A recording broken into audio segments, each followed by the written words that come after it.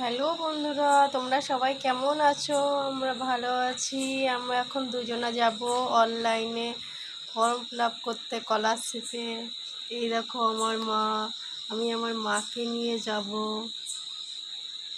স্কলারশিপে form fill up করতে। অনলাইনে দোকানে গিয়ে দেখলাম অনলাইনের দোকান বন্ধ। দুটো দোকানে গেলাম, দুটো দোকানই বন্ধ, তাই আমি চলে আসলাম। আবার চলে যাবো কাল সকালে। আমার মায়ের খিদে পেয়েছে, তাই আমাকে একটু ভাগ দিচ্ছেন না।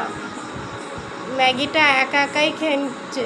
ম্যাগি নয়, সরি পাস্তা আমাকে দিচ্ছে না। আমি কষ্ট করে ওকে সাইকেল করে নিয়ে গেলাম